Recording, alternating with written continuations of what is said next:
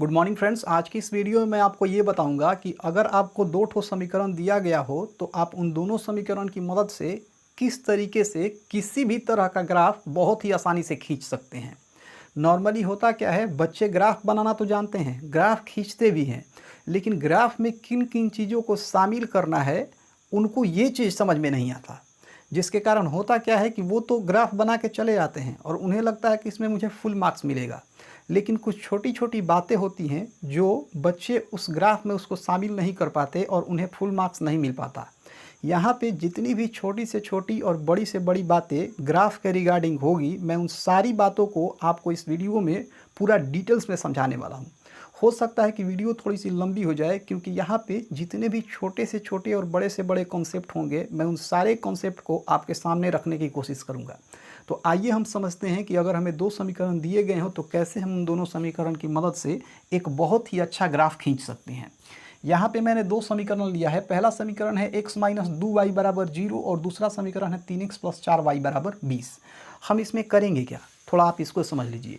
हम पहले समीकरण का यूज करके और इसमें कुछ कैलकुलेशन करके एक मान सारणी बनाएंगे। फिर हम लोग दूसरे समीकरण का यूज़ करके और इसमें भी कुछ कैलकुलेशन करके इससे भी एक मान सारणी तैयार करेंगे।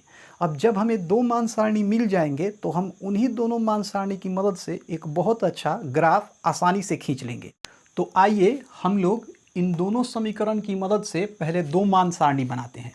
तो इसके लिए सबसे पहले हम समीकरण फर्स्ट का यूज़ करेंगे। तो यहाँ हम लोग लिखेंगे समीकरण फर्स्ट से। अब जो हमारा समीकरण फर्स्ट है उसको यहाँ लिखेंगे। समीकरण फर्स्ट है x माइनस 2y बराबर 0, x माइनस 2y बराबर 0। अब देखिए हमारा पहला काम यहाँ ये होगा कि किसी तरीके से हम x को एक तरफ और y को दूसरी तरफ करेंगे। तो यहाँ से हम लिख सकते हैं x बराबर ये 0 ज्यों का त्यों माइनस 2y उधर चला जाएगा तो ये हो जाएगा प्लस 2y। तो यहाँ से x बराबर हमें मिला 2y। अब देखिए इसके बाद हम क्या करेंगे, इसके बाद हम y के जगह पे अपने मन से कोई भी संख्या लिख सकते हैं।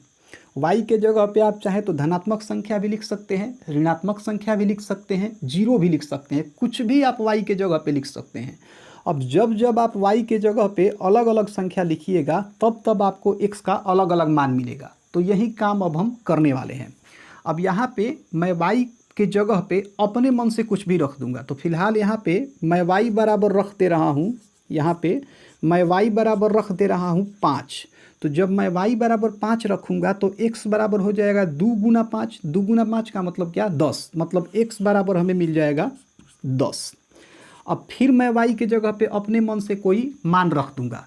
तो अब की बार मैं y के जगह पे 10 रख रहा हूँ। तो यहाँ मैं लिखूँगा जब y बराबर 10, जब y बराबर 10। तो जब y बराबर 10 हो जाएगा तो x बराबर 2 गुना 10 क्या हो जाएगा, 20 हो जाएगा। मतलब x बराबर यहाँ से हमें मिल जाएगा 20। अब देखिए यहाँ पे एक बात आपके मन में और भी आ रहा होगा, वो बात ये है कि क्या हम y का मान रख के ही x का मान निकाल सकते हैं, या ऐसा भी हो सकता है कि हम x का मान रखें और हमें y का मान मिले। तो ये भी हो सकता है। कैसे हो सकता है मैं आपको इधर साइड में समझा रहा हूँ। देखिए यहाँ हमारे पास है x बराबर 2y, x बराबर 2y। अगर हम इसको चाहें तो ऐसे भी लिख सकते हैं 2y बराबर x।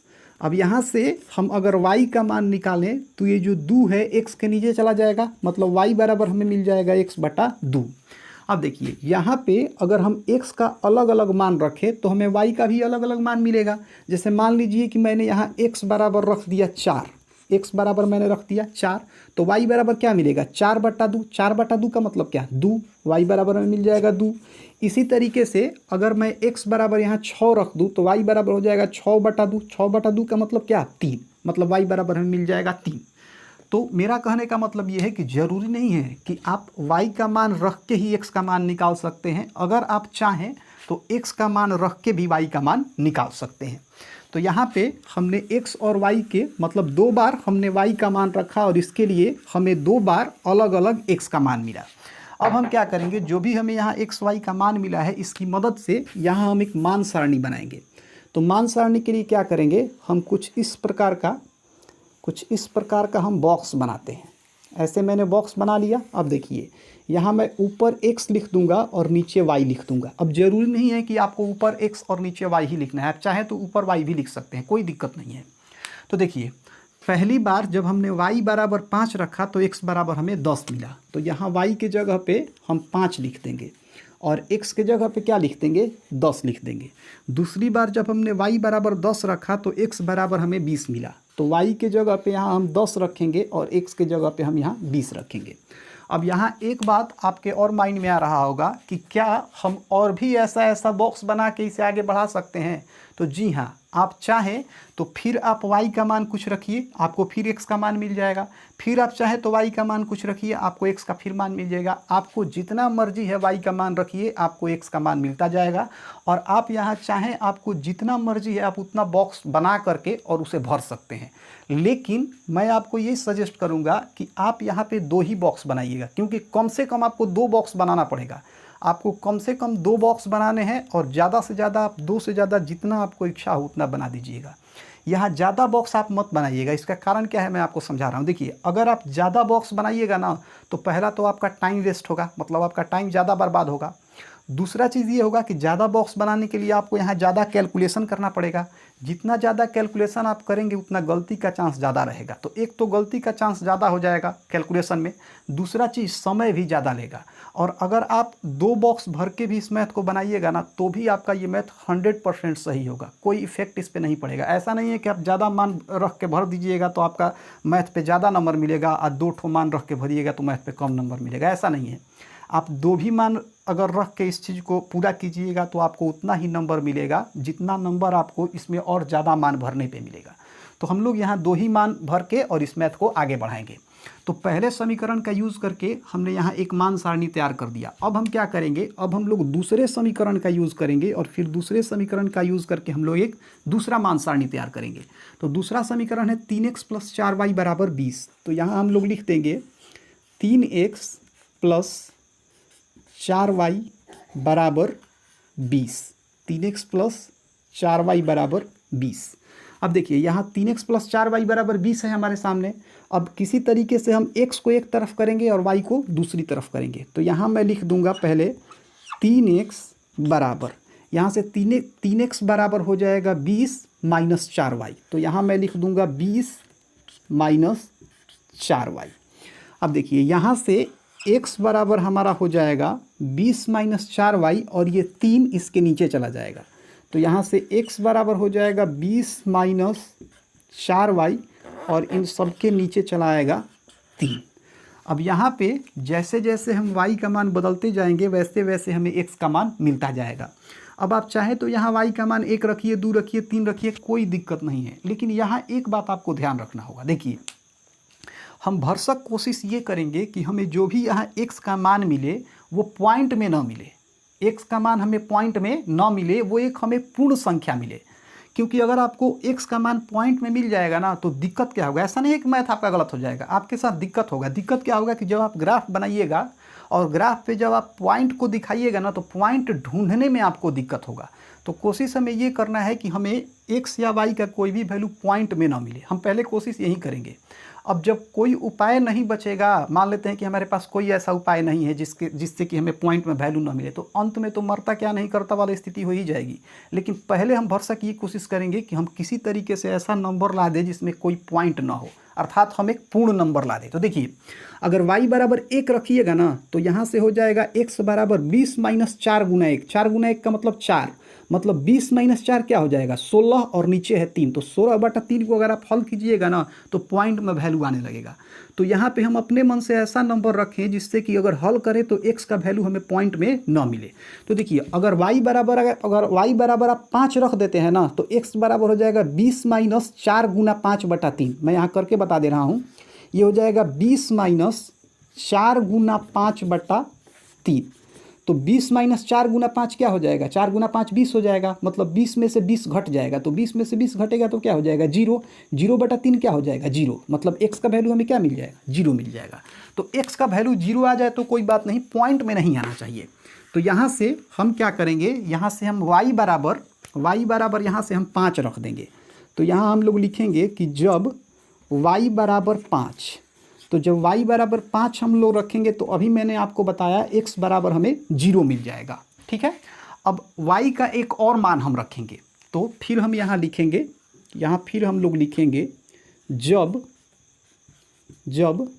y बराबर, अब देखिए y के जगह पे फिर हमें ऐसा मान रखना है जिससे कि x का वैल्यू हमें पॉइंट में ना मिले।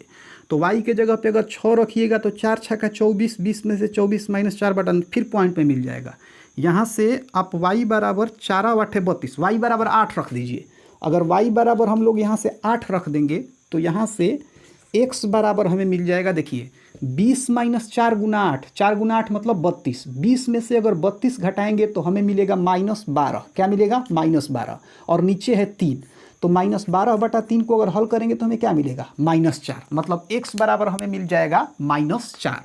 तो जब हम y बराबर 8 रखेंगे तो x बराबर हमें क्या मिल जाएगा? -4 मिल जाएगा। अब यहाँ पे x और y के हमें दो मान मिल गए। अब हम इन्हीं दोनों मान की मदद से एक मान सारणी खींच देंगे। तो इसके लिए इधर साइड में तो कहीं जगह नहीं है, तो मैं इसे मिटा के और यहाँ मान सारणी खींच दे रहा हूँ। अगर आप चाहें तो इसका एक स्क्रीनशॉट ले सकते हैं। तो चलिए अब इसको मैं मिटा के और एक मान सारणी यहाँ बना दे रहा हूँ। तो इसे मैं यहाँ से मिटा दे रहा हूँ। इसे मिटाने के बाद यहाँ पे मैं मान सारणी बना दे रहा हूँ। तो देखिए यहाँ पे जो हम मान सारणी बनाएंगे तो मैंने आपको बताया था, यहाँ x रखेंगे, यहाँ y रखेंगे। आप चाहें तो इसे चेंज भी कर सकते हैं। तो जब y बराबर हमने 5 रखा तो x बराबर 0 आया। जब y बराबर हमने 5 रखा तो x बराबर हमें क्या मिला? 0 मिला। और फिर जब हमने y बराबर 8 रखा तो x बराबर मैंने आपको बताया अभी क्या मिला हमें? x बराबर हमें मिल गया, x बराबर हमें मिल गया -4। जब हमने y बराबर 8 रखा तो x बराबर क्या मिला था? 20 माइनस 4 बटे 32/3 माइनस 12/3 -4, मतलब x बराबर हमें -4 मिला था। तो इस तरीके से यहाँ हमने दो मान सारणी तैयार कर लिए। अब हम इन दोनों मान सारणी की मदद से एक बहुत ही अच्छा सा ग्राफ खींचने वाले हैं। तो इसके लिए मुझे इन सारी चीज़ों को यहाँ से हटाना होगा। अगर आप चाहें तो इन सारी चीज़ों का एक बार फिर से स्क्रीनशॉट ले सकते हैं। तो मैं इन सारी चीज़ों को मिटाने के बाद आपको इसके आगे का प्रोसेस समझा रहा हूँ। आइए अब हम लोग अपने ग्राफ की तरफ चलते हैं। यहाँ एक चीज़ आप ध्यान रखिए कि ग्राफ बनाने के लिए आपको दो अक्ष की ज़रूरत पड़ेगी, अर्थात आपको दो अक्ष खींचना पड़ेगा। यहाँ पे मैंने रेड कलर से दो अक्ष ऑलरेडी खींच दिया है। अब देखिए ये जो हमारा अक्ष है, इस अक्ष को हम y अक्ष बोलते हैं और इस अक्ष को हम लोग x अक्ष बोलते हैं।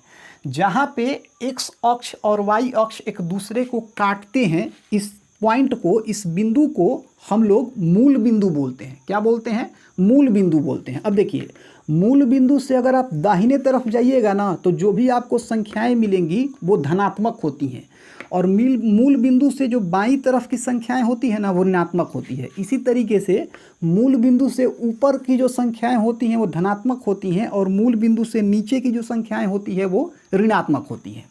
अब देखिए यहाँ पे आप ये देख रहे होंगे कि यहाँ पे मैंने कुछ संख्याओं को लिखा है। आप ध्यान रखिए यहाँ पे जो भी आप संख्याएं लिखिएगा तो इसमें किसी भी दो संख्या के बीच का जो अंतर है वो बराबर रहना चाहिए। मैंने यहाँ लिखा है 5, 10, 15, 20। तो इसमें अगर किसी भी दो संख्या को हम उठाएं तो इनके बीच का अंतर क्या है? 5 है। अगर आप चाहें तो यहाँ 2, 4, 6, 8 भी लिख सकते हैं, 3, 6, 9, 12 भी लिख सकते हैं। ये आपके ज़रूरत के मुताबिक लिखा जाता है। यहाँ मान सारणी में हमें जो भी नंबर दिए रहते हैं ना उसके मुताबिक यहाँ हम नंबर लिखते हैं। बशर्ते यहाँ एक चीज़ आपको ध्यान रखना है कि जो भी आप यहाँ नंबर लिखिएगा ना तो उसमें किसी भी दो नंबर के बीच का जो गैप है वो बराबर होना चाहिए। अब देखिए जो हमारा पहला मान सारणी है इसमें हमें x बराबर 10 दिया गया है और y बराबर 5 दिया गया है। अब 10 और 5 तो दोनों धनात्मक हैं, तो अब हम क्या करेंगे? हम 10 और 5 को इस ग्राफ पे प्लॉट करेंगे। तो x बराबर हमारे पास है धनात्मक 10। तो देखिए ये तो हमारा x हुआ। अब इसमें धनात्मक किधर है? धनात्मक इधर है। तो इधर हम 10 को ढूंढेंगे। तो इधर 10 हमें कहाँ दिखाई दे रहा है? इधर 10 हमें यहाँ पे दिखाई दे रहा है। तो 10 तो हमने ढूंढ लिया। अब y बराबर है 5। y बराबर क्या है? 5। तो देखिए y बराबर ये जो हमारा 5 है, ये 5 तो धनात्मक है, तो ये है हमारा y। ऊपर ही ना हमें धनात्मक दिखाई दे रहा है, तो ऊपर हम 5 ढूंढेंगे। तो 5 हमें कहाँ दिखाई दे रहा है? यहाँ दिखाई दे रहा है। अब देखिए 10 के लिए हमें यहाँ पॉइंट मिला, 5 के लिए यहाँ पॉइंट मिला। अब हम क्या करेंगे? हम यहाँ से कुछ ऊपर उठेंगे। यहाँ से क्या करेंगे? हम ऊपर उठेंगे और ये भी यहाँ से दाहिने तरफ बढ़ेगा, ये यहाँ से ऊपर उठेगा और ये यहाँ से दाहिने तरफ बढ़ेगा। जब ये दोनों आगे बढ़ेंगे, मतलब यहाँ से जब हम ऊपर जाएंगे और इधर से हम दाहिने तरफ जाएंगे, तो लगभग ये दोनों जो है ना आके इस बिंदु पे मिलेंगे, इसी बिंदु पे ये दोनों आके मिलेंगे। इस बिंदु को हम अपने मन से ए नाम दे देते हैं, ठीक है। तो यहाँ से हमने इन दोनों संख्याओं का प्रयोग करके एक बिंदु निकाल लिया। अब ध्यान रखिए, ये जो हमें बिंदु मिल रहा है ये किन दो संख्याओं से मिल रहा है, हमें इन संख्याओं को भी यहाँ लिखना पड़ेगा। तो यहाँ पे हमें दो संख्याएं मिल रही है 10 और 5। यहाँ ध्यान रखिएगा कि पहले शुरू हम x को लिखते हैं और उसके बाद y को लिखते हैं। तो x 10 है और y 5 है, तो यहाँ पहले हम 10 को लिखेंगे और इसके बाद यहाँ हम 5 को लिखेंगे। तो इन दो संख्याओं से हमने एक बिंदु प्राप्त कर लिया। अब यहाँ है x बराबर 20 और y बराबर 10 और ये दोनों धनात्मक हैं। तो x बराबर 20 हमारा इधर जाएगा, 20 तो हमारा यहाँ है, और y बराबर क्या है 10, और ये भी 10 भी जो है वो धनात्मक ही है। तो इसका मतलब ये ऊपर आएगा, ये यहाँ पे आएगा। अब फिर हम वही काम करेंगे, इसको हम थोड़ा सा ऊपर ले जाएंगे और इसको थोड़ा सा हम दाहिने लाएंगे, तो लगभग ये यहाँ पे आएगा। लगभग ये कहाँ आएगा, यहाँ आ जाएगा। तो इसको भी हम कुछ नाम दे देंगे, इसको हम लोग यहाँ पे बी नाम दे देंगे, ठीक है। और इसके भी जो बिंदु है उसे हम लिख लेते हैं, x बराबर 20 और y बराबर 10। तो यहाँ हम पहले 20 लिखेंगे और इसके बाद हम यहाँ 10 लिख देंगे।